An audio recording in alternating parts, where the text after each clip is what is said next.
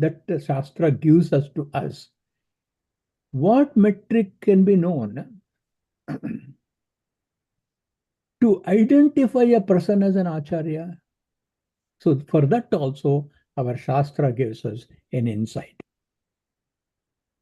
So one of the things is, you can identify an Acharya intuitively.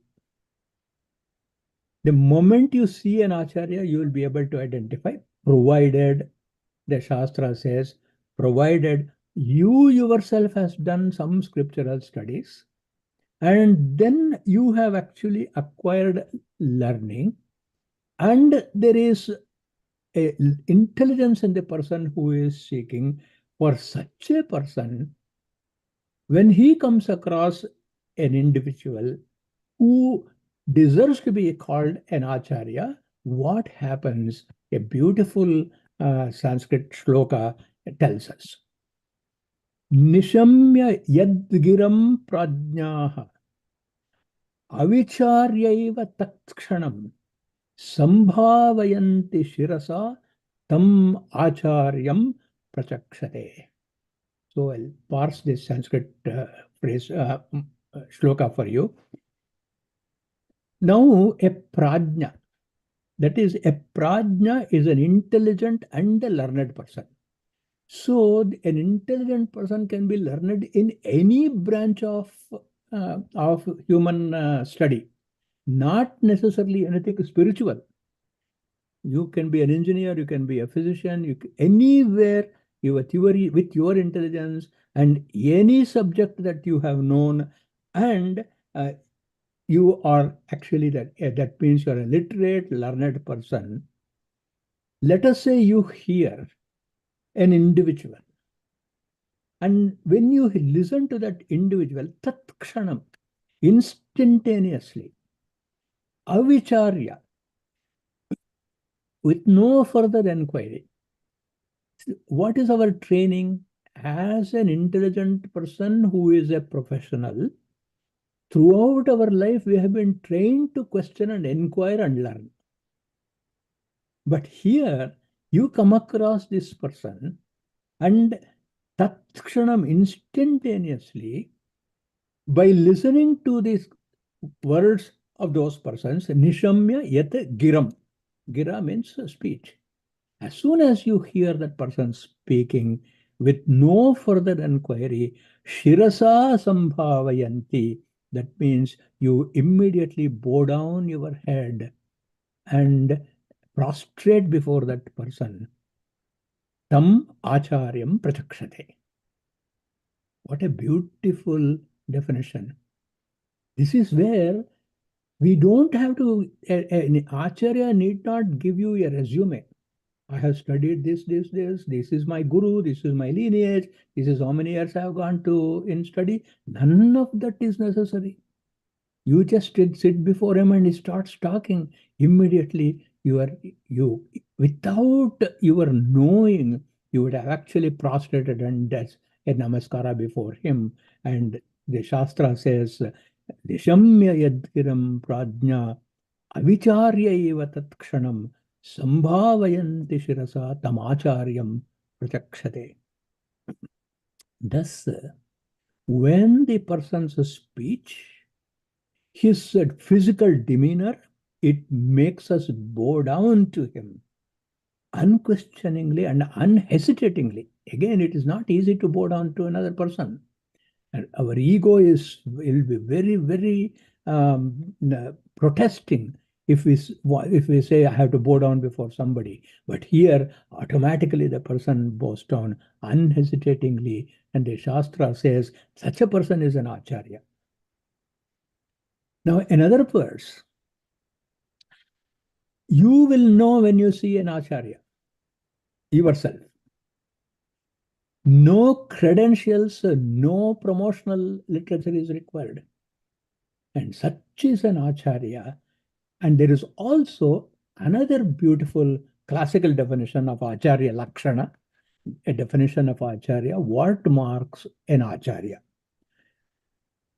Achinoti cha shastrarthan achare sthapayatyapi Swayamacharate yasmat acharya tena cha uchyate. This is from Apastamba Dharma Sutra. Please forgive me for quoting the original Sanskrit verses. The reason I'm quoting is for the sake of authenticity. Otherwise, we will be coming from saying that an emotional or just an impression that this person is an acharya is the quality of an acharya. So that is why I'm giving you evidence from the original Sanskrit works. And this acharya, achinoti. Achinoti means successfully gathers the essence of Shastra. It is not very easy to gather essence of Shastra because of the subject matter in Shastra is abstract and it is not subject to experimentation in a laboratory. And therefore, the person successfully achinoti gathers the essence of Shastra. Not only that, swayam acharate, he himself practices. So what does he practice? He practices wisdom, prajna, and he practices dharma. And he not only that, he has the charisma and he has that persuasive power and he has that ability to establish his disciples in the practice of dharma.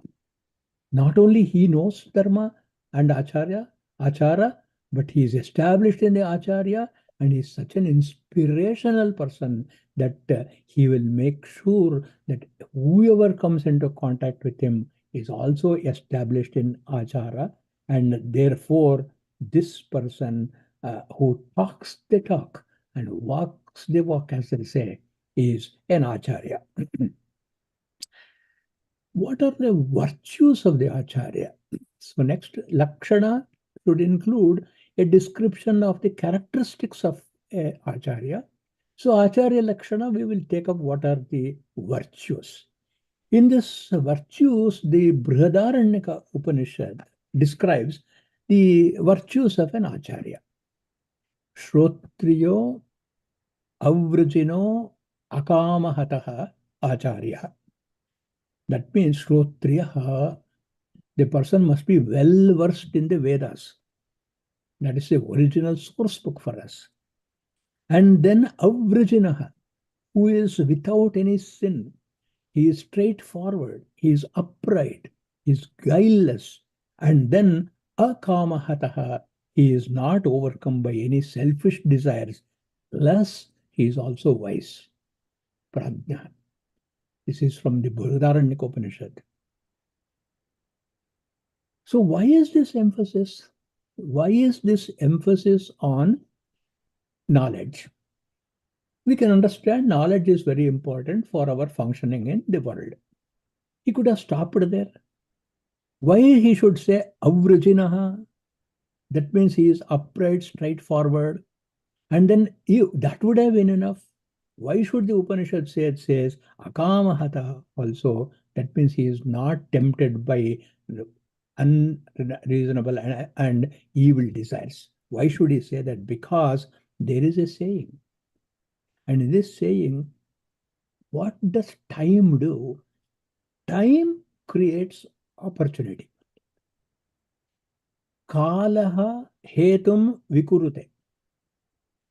Constantly we will get opportunities for corruption. Our moral fiber is constantly challenged by time. Kalaha hetum vikurute. Time creates an opportunity. And whenever time has created opportunity, swartham tam anugacchati. You see an opportunity.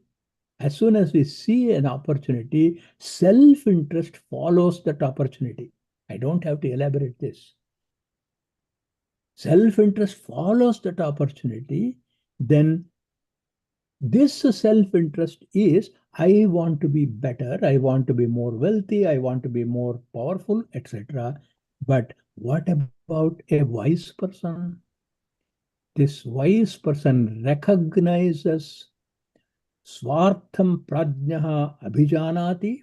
The wise person recognizes that the self-interest rises up in when an opportunity is provided. And then Such a prajna who is alert to corruption and does not yield, he is called as an acharya, and then prajnam lokaha anuvartate. When we come across such a person in our life, we just follow them. This is the power of the acharya. Kalo hetum vikurute swartham tamanugacchati swartham prajnaha abhijanati.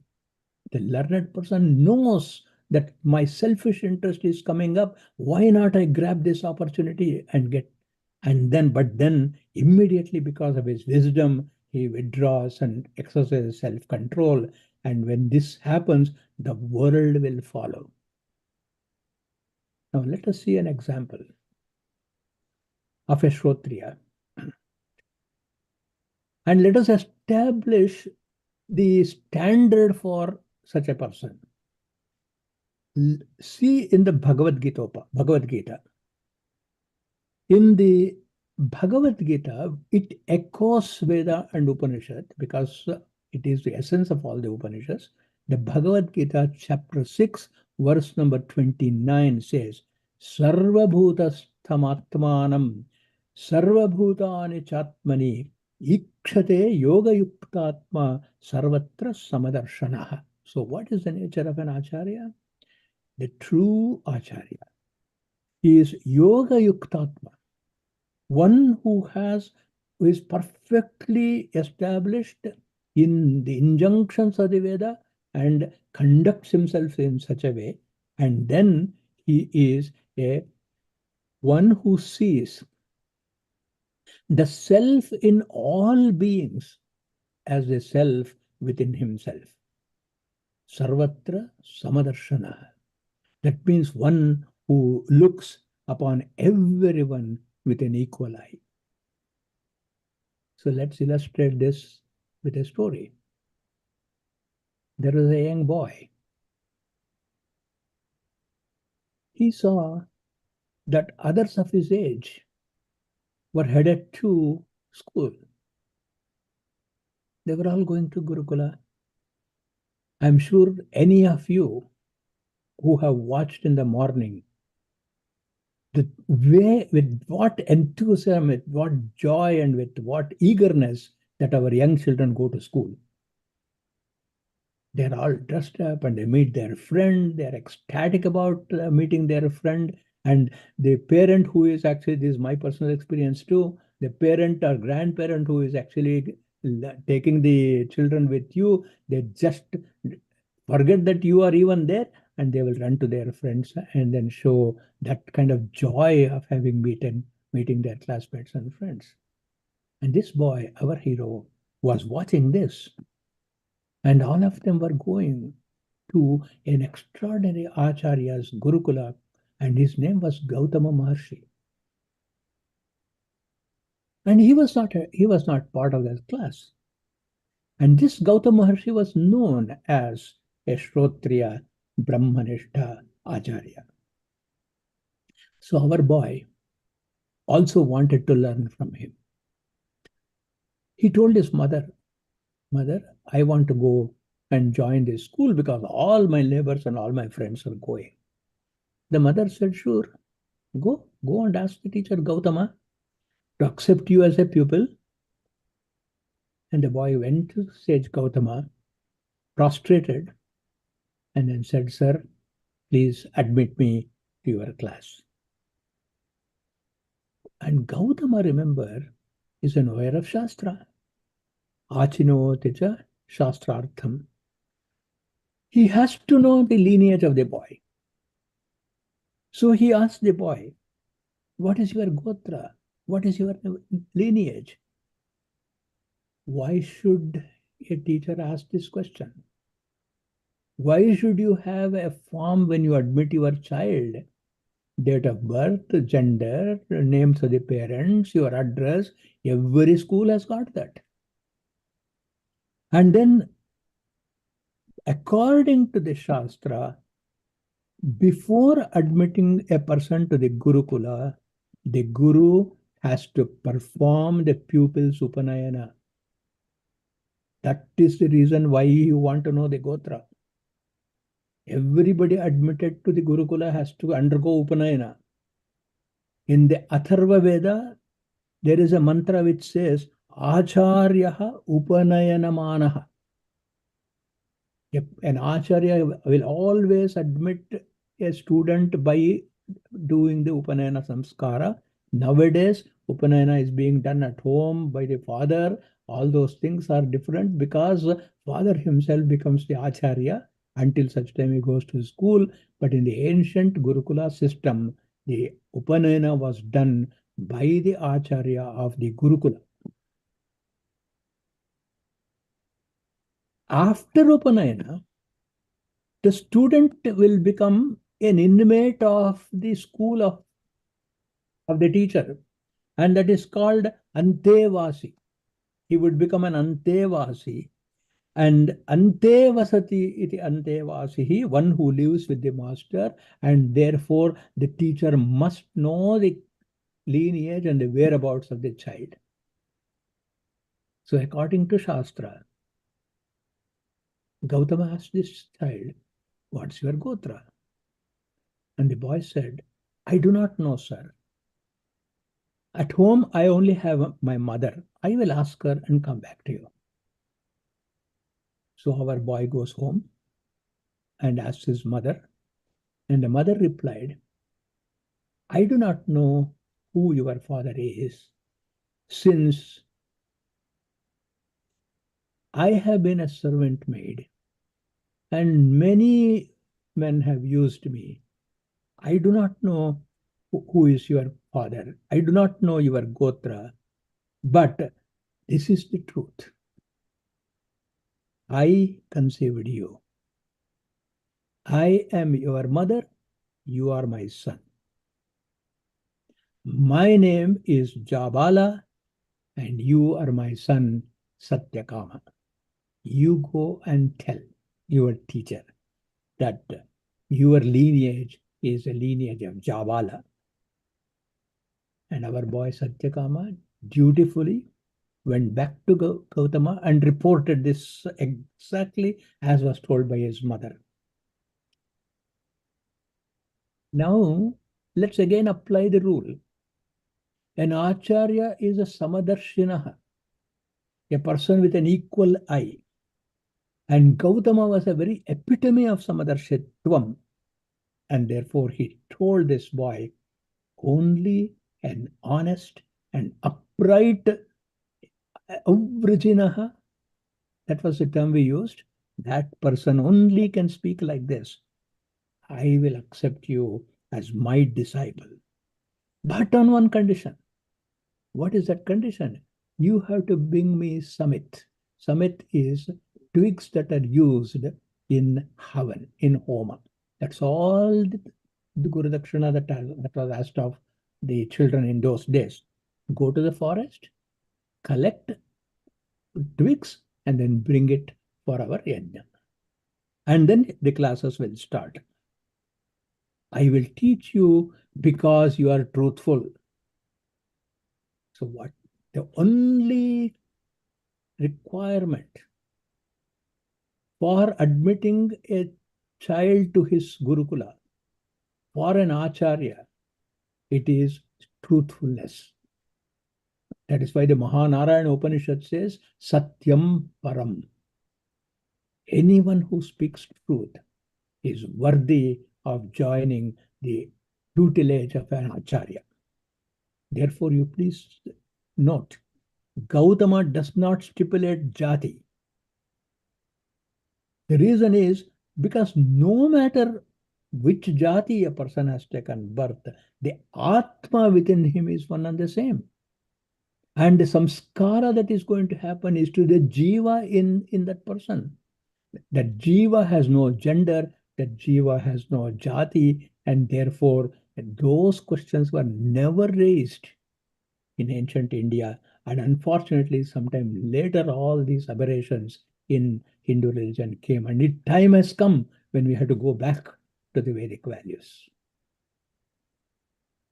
It is the hallmark Lakshana of an Acharya to teach anyone, even an enemy, if approached in a proper way. Let us say he is teaching an enemy. The Acharya will not see that as an opportunity to take revenge or to destroy the person. In fact, the Acharya protects the disciple if the disciple is in harm's way. Let's look at a tale. There was, as you know, the guru of all the devatas was Brihaspati. And the gurus of all the Rakshasas was Shukracharya. So we have Brihaspati, gurus of the Devatas, and Shukracharya, the guru of the Rakshasas. And Shukracharya had worshipped Bhagavan Shiva, and in the course of that prayer to Bhagavan Shiva, Shukracharya had acquired a boon from Shiva called the Sanjeevani Vidya. Sanjeevani Vidya means whoever is hurt mortally or whoever is dead can be brought back to life. And that was the time before the churning of the Milky Ocean, the getting of the Amrita, distribution of the Amrita to the gods, and their becoming nearly immortal. All those things was to happen later. Right now, the Devatas and Rakshasas, Asuras, if they fought with each other, either person could die. And Shukracharya had got this boon from Shiva, and if in a war any Rakshasa fell, either injured or dead, he would go use this Mrita Sanjeevani mantra and revive him. And this tilted the balance of power. So Brihaspati called his son, his name was Kacha, and called his son and said, you go become a student of Shukracharya. Can you ever believe this? Would you send your son to your arch enemy who is looking at every opportunity to destroy you, including murder? But look at the commitment to learning, commitment to Vidya. So Brihaspati tells Kacha, you go become a student of Shukracharya, prostrate before him, beg him to become your teacher, and then two conditions Brihaspati places on his son. One is you must show a great honor to your teacher. And number two, Shukracharya is extremely fond of his daughter, Devayani. You must show a lot of respect and honor and friendship to Devayani. And then it becomes easy for you to get the knowledge. This is what Taittiriya Upanishad also says, Acharyaya Priyandhanamahritya. You bring something which the teacher likes. And that is the dakshana you have to give. So what is the dakshana you give? You take care of his daughter, like your own sister. With that doting brotherly love, you take care of her. And then Kacha goes. And then properly he approaches with Samit and then requests Shukracharya to become his guru. And Shukracharya admits him. Look at the Acharya Lakshana. That is what I meant by avrijinam. And Kacha served the guru very, very diligently. And he was also very gracious to Devayani. He would bring flowers for her every day. He would strand them for her. And he would attend to any of the requests that she made. And at the same time, he was making progress in his studies with his Acharya, Shukracharya. And then, in the meanwhile, the other asuras you may have the best of the Acharya, but what about other people who are around? They need not have the same grace and they need not have the same generosity. The Asuras were afraid that Shukracharya will transfer the knowledge of Sanjeevani Vidya to their enemy's son. So what they did was they plotted and were waiting for an opportunity to kill Kacha. So the time came when, after some time, one of the duties of the student is to graze the cows. So Shukracharya asked Kacha, you take the cows and today you graze them. And then he went with the cows and he was alone. Nobody was there. Devayani was not there, obviously. And that Asura saw as an opportunity. And immediately what they did was the Asuras cut Kacha to pieces and fed those pieces to dogs. In the evening, the cows came home. Kacha is not coming home. Devayani guessed, these Rakshasas have killed my friend. So immediately, being the great favorite of her father, she went to Shukracharya and started weeping, my friend Kacha has not come home. And I already mentioned to you how much the father loved the daughter. Immediately with his Divya Drishti, he saw what had happened. And then using the Mrita Sanjeevani mantra, he actually revived Kacha, and then Kacha came back home. This frustrated all the Asuras. And they were waiting for one more occasion. And another occasion, when Kacha had gone out to bring flowers for Devayani, the Asuras cut him up and threw him into the ocean. Same story. Once again, he was revived. Shukracharya had one weakness. The best of the Acharyas have some weakness. He had one weakness. He was very fond of liquor. That's why later on in the Dharma Shastra, he writes, one should not drink liquor. He was very fond of liquor. Now, what the Rakshasas did was, they killed Kacha, they burnt his body, and then mixed his ashes with liquor, and then he gave it to Shukracharya, who drank up. And again, Kacha is not to be seen. And then Shukracharya discovered that this Kacha is right in his stomach. Suppose he uses his Mrita Sanjeevani mantra and brings Kacha out. He will break open the stomach and Shukracharya will die. And who will revive him? So this was a quandary.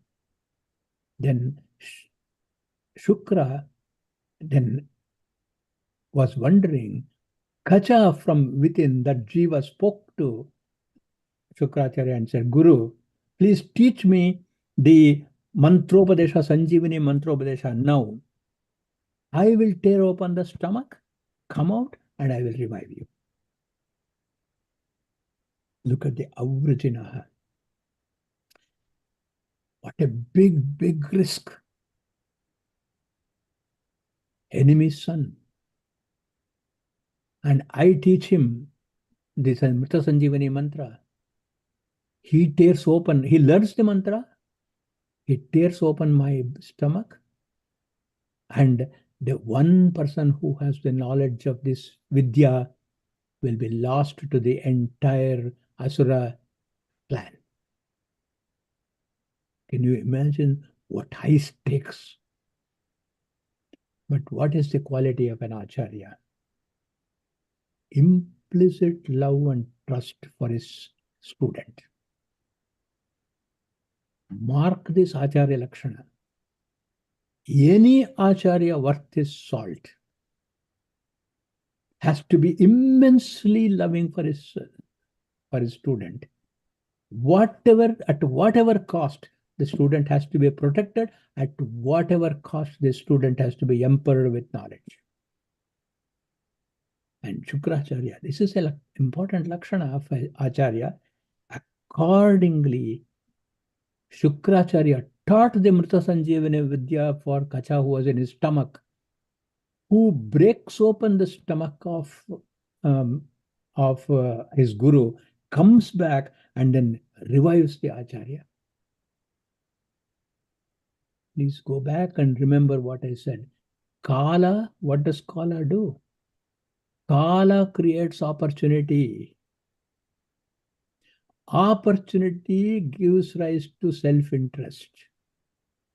The difference between a prajna and the difference between a really just a selfish man is the prajna will not be carried away by self-interest.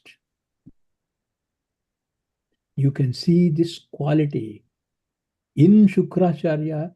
He had the opportunity to neutralize his enemy's son. Swartha did stand up, but he controlled it by wisdom. Therefore, Shukracharya is rightly called Shukracharya. And so can I ask one question here, if you don't mind? Or we'll ask the question at the end? Yes, but at the end we'll do. Okay, good. Sure. Then, when we define the Upanayana Samskara, the Dharma Sutras say that the Acharya must teach the student not just the subject matter. Shauchacharam cha shikshayet. He should teach him both purity and purity of conduct.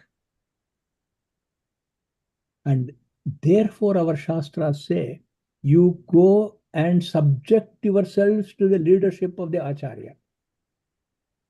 Voluntarily submit yourself to the leadership of the Acharya, to the guidance of the Acharya. Acharya adhino bhava anyatra adharma acharanat is a sutra. Acharya adhinaha bhava, you become actually devoted to your Acharya. Anyatra, if you did not do adharma acharanat, invariably adharma will happen in your hands because there is no Acharya to stop you from doing adharma. And therefore the Acharya should be Chauchacharyam cha shikshayet. How does the Acharya ensure that we adhere to dharma, which in turn leads to shanti and sukha? He doesn't do it taking a stick. Because remember, he is a shantaha mahantaha. He is absolutely peaceful person and a mahatma inside. And therefore, what he does is, in a beautiful, loving manner, ante vasinam anushasti, he teaches his student who is living with him and very endearingly says, always tell the truth, satyam vada. Always do what is right, dharmam chara. Always never go away from learning, swadhyayanma pramadaha. Never swerve from truthfulness, satyanna pramaditavyam. Never swerve from dharma, dharmanna pramaditavyam. And do not neglect prosperity. Very important statement. A lot of people say that you become a spiritual person and you negate and refuse all the beautiful things in life. You don't need to live luxuriously. No, not that. You have to live well. As long as everything is acquired according to dharma. And therefore he says, kushalanna pramaditavyam. And then do not neglect prosperity. Bhutyaina pramaditam means do not neglect prosperity in your life. It is nothing wrong in acquiring wealth and enjoying wealth. Only thing is, as long as it is done with satya and dharma, that is the essence. The first Acharya for us is the mother. Then comes the Acharya father. In a very well-known story from the Upanishads, there was a sage by name Aruni Uddalaka. And he had a very, very precocious son, and his name was Shvetaketu. Between ages 12 and 24, Shvetaketu was in the Gurukula as an inmate in the Gurukula. He learned all the branches of knowledge. Remember, in almost the first or second of my presentation, I listed the 18 Vidyasthanas, the 18 aspects of our Shastras. In all of them, he was an expert. And then he became arrogant and also obstinate, that he knows everything, and then he can walk over and boss over everybody because of his erudition and knowledge. He returned home, and even with his own father, he was a Maharshi, don't forget that. Aruni was a Maharshi. Even with him, his demeanor was unbecoming of a learned person. The father very lovingly asked him, "My dear boy, since you were so proud of your learning, did you ask your teacher the teaching by which the unheard becomes heard, the unthought becomes thought, and the unknown becomes known?" What a question. All the pride and the arrogance disappeared for Shvetaketu right away.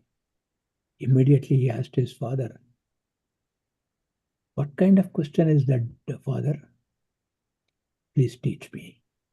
And he surrenders to the father. This is another important Lakshana of the Acharya. Just as I mentioned earlier, a prajna, by listening to one word of the Acharya, knows that he is Acharya and surrenders to him. Likewise, the Acharya can gauge another person at one glance at the person, and then, but does not put down the person. Look at the beauty. He will just ask another question. And that question is so asked that all the ahankara of that arrogant person melts away immediately and humility comes up. What a Lakshana of Acharya. He can thoroughly disarm a person with total kindness, but at the same time uplift him. In 6th century of the current era, there was an extraordinary scholar king in Ujjaini. His name was Bhartruhari. He says in his Niti Shataka, "Yada kinchidnyoham dvipa iva madantas samabhavam." When I learned a little bit, like a elephant in a rut, I was so arrogant. At that point of time, what did I think? Nada sarvajnosmiti. Then I thought, I am an all-knowing, omniscient person. Yada kinchit kinchit buddhajana sakashadavagataha. When little by little, from learned people, I started learning tada murkhosmi. Then I considered and found that I am after all a fool. And jvara iva madome vyapagataha. Just as on taking medication, fever comes down, like that all my arrogance came down. Then the father Uddalaka teaches his son Atman. This is another important Acharya Lakshana. He cleanses the student of all his defects and shortcomings and then teaches him and uplifts him. As much as the Shishya is eager to get an Acharya, the Acharya is also eager to get worthy student. And therefore, he prays and he actually performs a homa to invoke excellent students. In fact, on March 28th, the Hindu University of America campus, brick and mortar campus, is going to be inaugurated in Orlando. And I will be doing a inaugural homa to make sure that the best of the students come and enroll into the university. And at that point of time, I am actually performing this home I am talking about, in which, among others, we actually do the Meda Sukta Homa, let intelligent people come to our university. Then we do the Saraswati Sukta Homa so that the knowledge flows. And then Dharana Homa, there's a Dharana mantra. With that mantra, we do a Homa so that whoever comes and learns will retain what they have learned. And then we also do the invoking of Amayanta Brahmacharya Swaha. Vimaya Dikshavali. Brahmacharya Swaha from the Taittiriya Upanishad. That means students of sacred knowledge, Brahmajat knowledge, come from every side, Amayantu.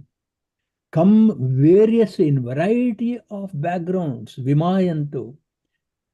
Come with well equipped with eagerness and intelligence to learn, Pramayantu. Let them come with Damayantu, with self-controlled, and let them come Shamayantu, peacefully.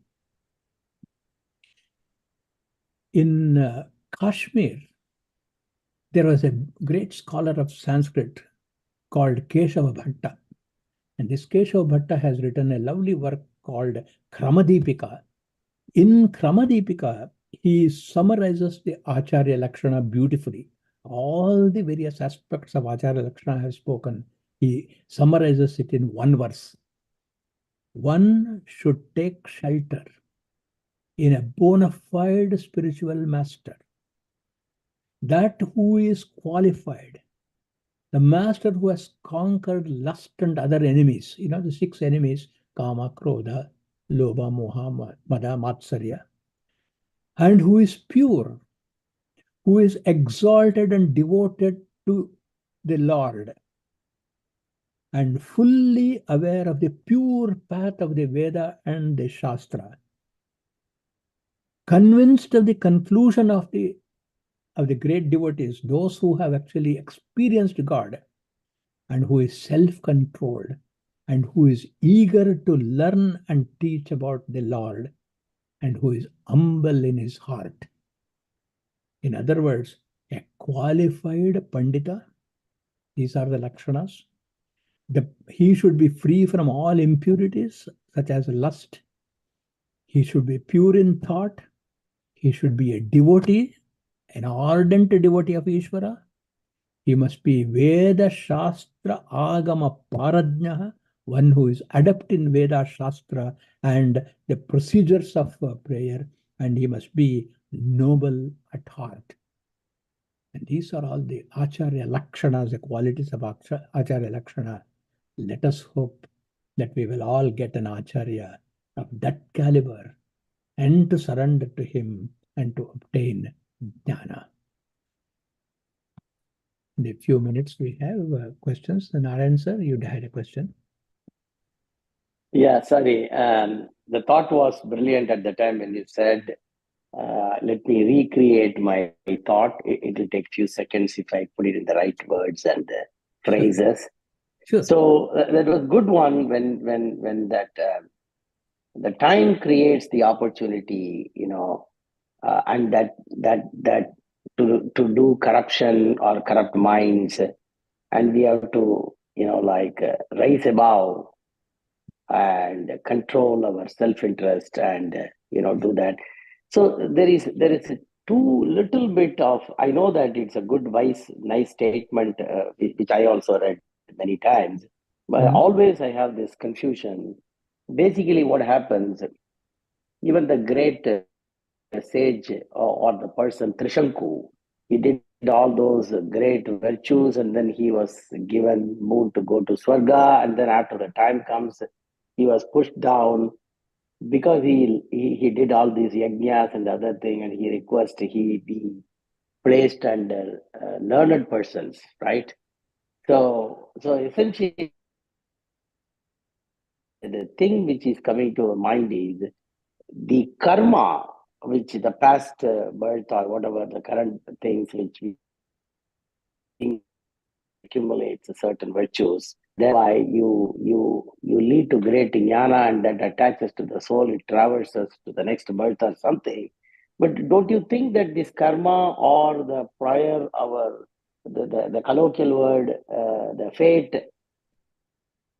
triggers or gives the opportunity to get out of this karma? Because it was all, like, I don't know whether I put it correctly or not. Is it karma or the fate drives us it to is select the good or bad, or is it still we can change that? no, we can change. That's where the role of the guru is. The problem with the example that you raised, Trishanku's example, was Trishanku was not yet mature enough yet because he Yes. wanted to go to Swarga with his mortal body. Vishwamitra was not mature enough yet. He had not become a Brahmajnani yet. He was still having each one of the sets, each one of the events. For example, Menaka, it was Kama, and then he overcame Kama. Then he had anger. Vasishta's students did not actually entertain Trishanku. Vasishta is my enemy. Therefore, Krodha was the motivating force for Vishwamitra to help Trishanku. So, if you see in Acharya Lakshana, he is actually doesn't have any of these defects. And Shukracharya. So the Trishanku episode, neither the teacher, that's why he is not an Acharya yet. He is still a Rajarshi. He So comes. tapas is there, Siddhi is there, but he was still not ready to be an Acharya. When does Vishwamitra become an Acharya? He becomes an Acharya when he comes and takes Rama Lakshmana with him to neutralize Tataki. And you please recall your study of Ramayana. From the moment he left Ayodhya with the two boys and he reached his ashrama, Siddhashrama, how much of instructions he will give to these children. It begins with by saying, Shauchacharam cha shikshayet. I mentioned that formula. First thing he does is, on the first morning, he wakes up earlier and he finishes his somebody's Chief, can you please mute your Parthiban, all of you, can you mute yours? Somebody is talking. Background. So you can see when the first morning, that is the first morning they woke up, Shauchacharam cha shikshayet, Vishwamitra chants Kausalya Supraja Rama Purva Sandhya Pravartate. So Vishwamitra really became an Acharya after he became Brahmarshi. So Narayan sir, to respond to your question. So the answer the question. The one thing is still, is there a citation that you said that the karma and the colloquial word of, I won't say link that fate here because it's a little colloquial in the Abrahamic religion, little bit there, but the karma, the effect of karma can be neutralized with a great by an Acharya, Acharya's wisdom. An Acharya Yes, that's where. Yes, an Acharya, of all the qualities that I explained, that Acharya can actually change our karma. That's a great thing, yeah. Yes, that's the great hope, isn't it? Yeah, that's a good one. Yeah, that's what I wanted to know. I want you to say that. Yes. And the other one is, so the Jabala's son became Jabali, or she herself is called Jabali? He becomes Satyakama Jabala's son is Jabali. Jabala, and then Jabali, right? and he got Gautama Gotra also. The thing is, that is why we have got Ekarshaya, Dvayarshaya, Trayarshaya, Pancharshaya, Gotra Pravaras. It is because one is the Gotra of your father, then you take the Gotra of your teacher, you take the Gotra of your Acharya, you take the Gotra of your Sutrakara. So like that, we keep on adding to our Gotra list. Excellent. There are a lot of trivial questions, but I don't want to hog others. We can have a separate conversation. Go ahead, please, others, if you have questions. Unmute. Sagar garu has got a question. Unmute cheskondi. Thank you very much, sir, for your fantastic lectures. And one of the point I want to see, most of the teachings, the statements you have made about the teacher and the student, we seem to be using those in our principle in the Western method of learning, our current method of learning. For example, our research methodology, we teach the student to be unbiased and not expecting a monetary benefit, but the benefit of the patient or whatever thesis hypothesis you are testing.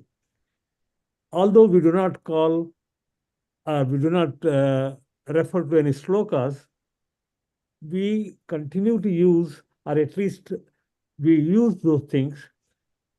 What I want to bring up from your point of view is, can you, maybe some of the people who are in the audience can teach us how so many of the principles you taught about the Acharya and the student, how today's Acharyas or in a college professors are following those rules without even knowing that what has been taught in the Vedas and all this.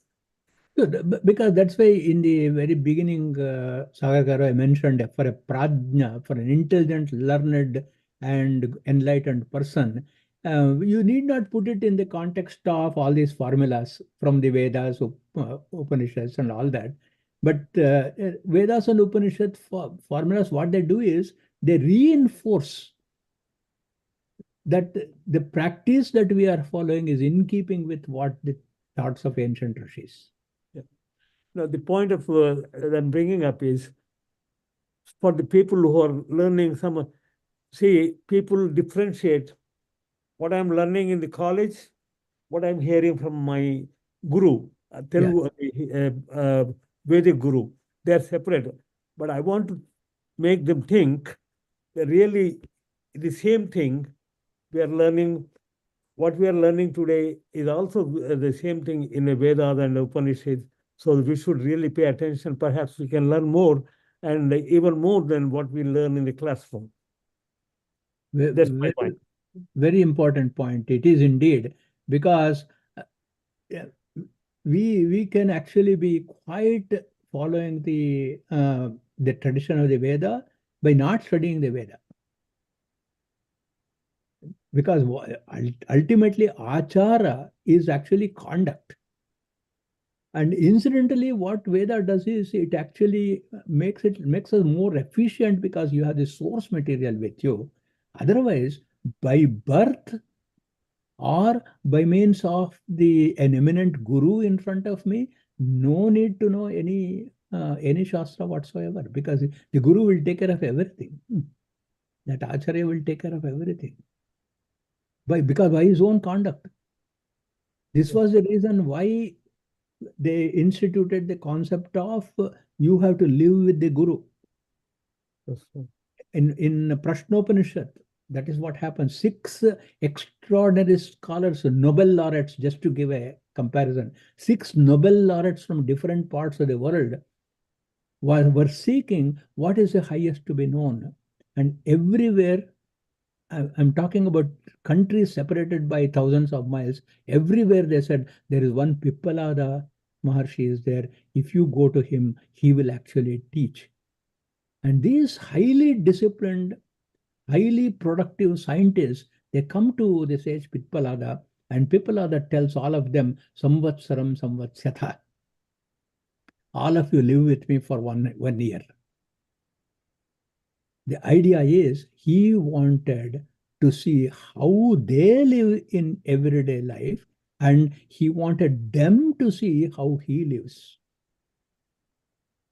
Not one word of information was transferred to them for a period of 1 year. It was just the students looking at how the teacher conducts himself day in and day out, and conversely, how the students are conducting themselves. So this we see even in secular studies. When you were teaching, not only your students were learning your subject, but they were also observing how you were conducting yourself. And that's very true, isn't it? That's why the hallmark of a good teacher is walk the walk, talk the talk, as I mentioned in the beginning. Mhm. Sorry, I joined late. That's okay. Also the concept of Acharya, which in your open preamble you said that this is a guru for spiritual learning and a higher level of learning, right? It's not like academic, materialistic learning alone, right? It can be academic also. It can be imported into academic life also. See, for example, Mm, let us say you are a CEO of a company, and mm. as a CEO of a company, you are actually environmentally conscious. You are conscious about the welfare of your employees. You are conscious about the safety of your workplace. All of those things are matters of conduct only. And, No, and no. it- The reason I asked is because a CEO could be having a different motive, like not the one which you said with a pure and like unbiased attitude. His way of interest in their employees and others could be, hey, my company should profit more, I should profit more, thereby my interest is to protect you, to uh, self-serve my interest. So when that happens, then it doesn't become an acharya type. I don't know, They maybe. will not. Because again, let's go back to Trishanku Uh, Mitra story. Uh, that's why, yeah. the That's sending of exactly I was trying to connect. Yeah, sending of Trishanku to heaven with mortal body, there was Vishwamitra's agenda. I am better than Vasishtha. correct. And finally he learned that you please place me among learned people so that now I will learn the right way. So, I have one question.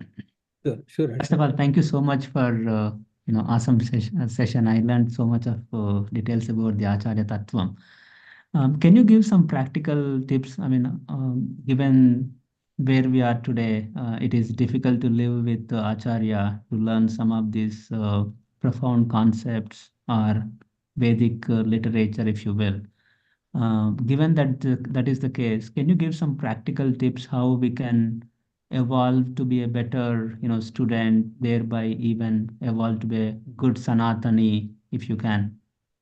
Wonderful, wonderful question, extraordinary question. That's why throughout our Shastras, there is such an emphasis on good, virtuous living.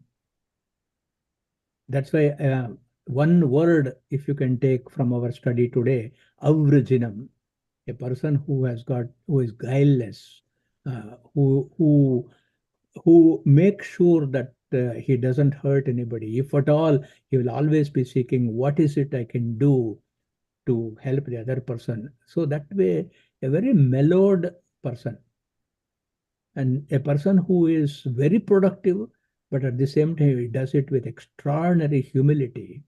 And then uh, where you actually approach life with kindness, with generosity. That's why you bring a very nice point. We'll address this in one of the coming lectures. The Prajapati, uh, the Brahma, to him, Aruni, a sage, will approach him and say, "What is the way to reach the highest?" And then he gives a set of values starting from, you be truthful. Satyam param paragam satyagam satye nanasu vargal lokachyavante tasmaat satye ramante. So you start with satya, then do some good, whatever good you can, at least let us not harm anybody. Do as much of good as possible, dharma. Then control on our body, damaha. Then control on the we have to conduct our mind to be peaceful. In fact, in my Vedanta classes, I always say, you be peaceful. You at least you fake that you are peaceful till you make it. So therefore, we have to have that peaceful disposition, and then difficulties will come. In those difficulties, you have to surrender to Ishvara.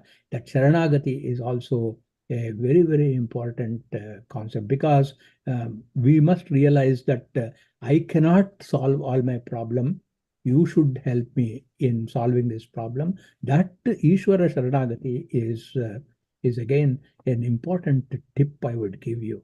So, Satya, Dharma, self-control, keeping the mind calm as much as possible, and then every time you can actually review yourself. In fact, there is a good formula. You can actually create a spreadsheet how frequently I'm getting upset, and then what is the intensity with which it has happened, how long this mood uh, existed, the duration, and what were the after effects of my conduct.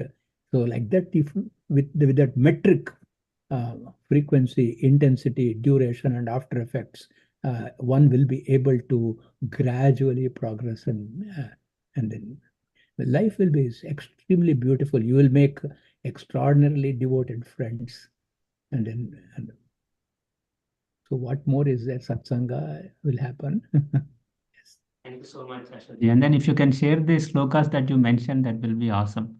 The Yes. ones that, yeah, okay. Whatever slokas I quoted today. Yes. Yes. I will send it to Parthiban sir. I think he will have your contact information. Yes. Good. Thank you.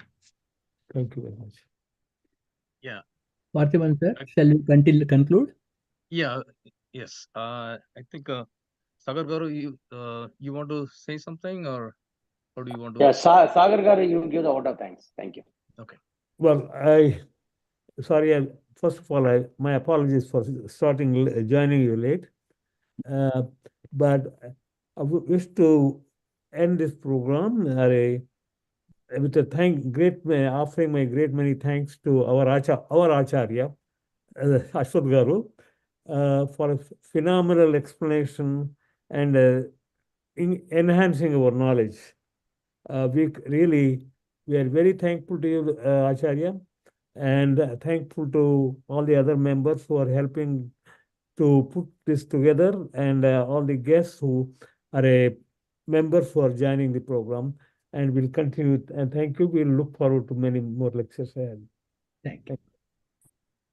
Om Purnamada Purnamidam Purnat Purnamudachyate Purnasya Purnamadaya Purnamevavashishyate. Om Shanti Shanti Shanti. Harihi Om Shri Gurubhyo Namaha. Harihi Om. Thank you. Thank you. Have a Thank you, wonderful, Ashwat Garu. wonderful night. Namaste.